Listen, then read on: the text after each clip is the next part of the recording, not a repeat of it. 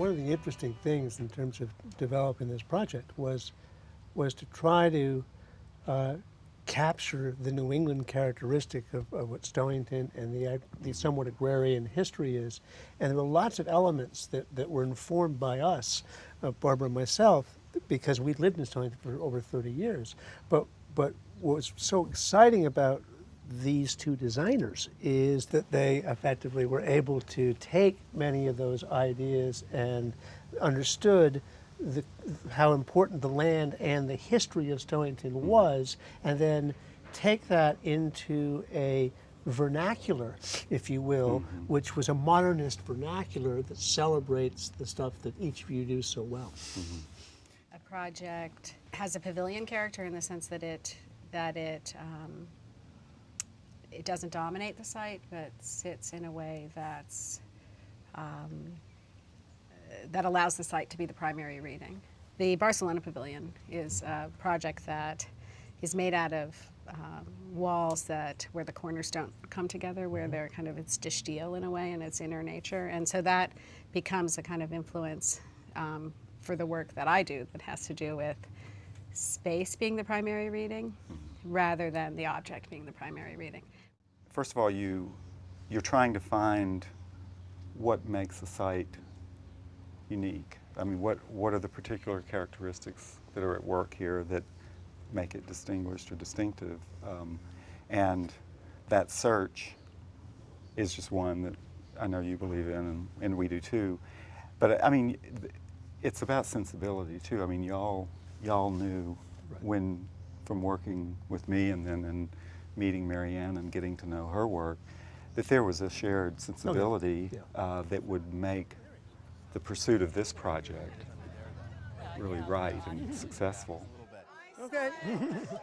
Oh, here he is. Okay, welcome everybody. Welcome everybody on a hot summer day to Stonington, to here at Manatuck. We're delighted to have you here. And I'm going to turn it over to Charles, who's going to tell us a little bit about TCLF and what we're doing here. And then we're just going to continue to have a wonderful time experiencing what is a fabulous designed landscape. Charles? Well, Barbara and Chris, thank you so much for today. It's great to be here with Doug and Maryann. This is my second visit here, and I came here for the first time last year. A sidebar, I grew up going to New London all through my childhood, and my grandparents, my grandmother in particular, was a great gardener. And when I was 12 years old, I was working in their vegetable garden, and I dug up a Moxie pop bottle.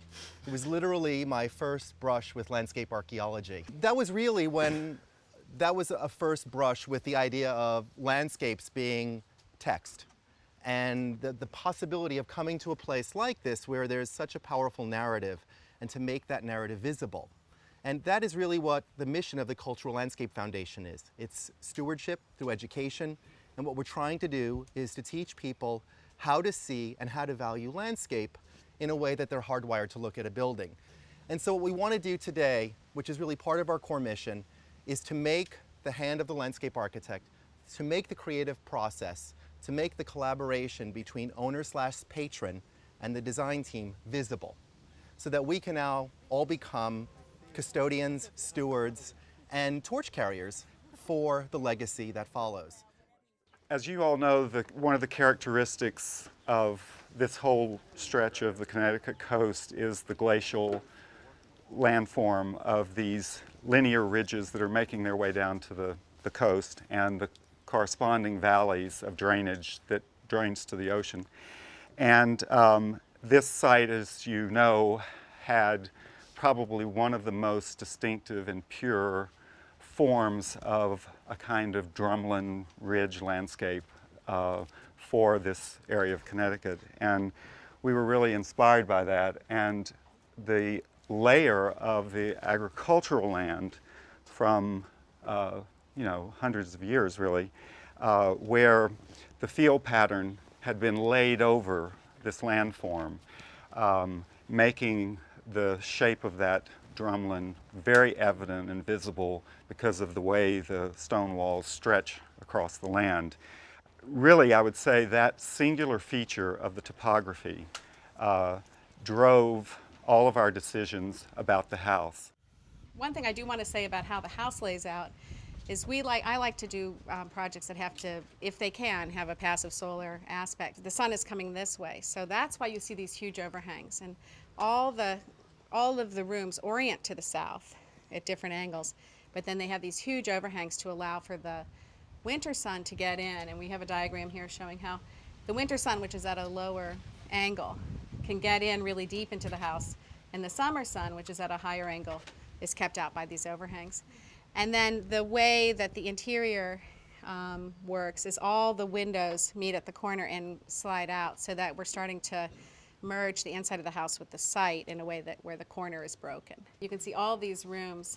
You enter, it's living room, dining room, has a corner operating window system, kitchen here, same thing, and then the kind of TV room, the family room here, with the same sort of opening to the site in a kind of diagonal way through the corner, which is, we call it breaking the corner.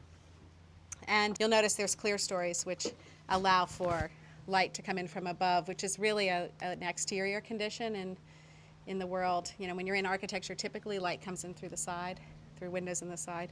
So adding the clear story creates a kind of ambiguity between inside and outside. This farm was owned by the Wimpheimer family. They own this property since, I think, the late 30s. They own the big factory here in Stonington, the Velvet Mill, and this was literally the house on the top of the hill. And we bought the property with two other neighbors because one of them found out that the Wimphimers, who were getting on in age, were getting ready to sell, and if they sold to developers, and our neighbor who, approached us is a developer, and he said probably 60 or 70 houses could go in there. So he said, would we be interested in joining a small group to do a preemptive bid? And if you can do something like that on a road, in a community, on a property as lovely as this, and you don't, we felt, Chris and I, that we would be completely irresponsible. So we bought the property without really knowing what we were going to do with it. And Chris looked around and he said, boy, if I'm buying this property, I'm not going to turn around and sell it. And I said, well, I don't want to live in this house. And he said, fine. And there we were started. We value history. Right. I mean, I'm aware that that's kind of at the root of all this.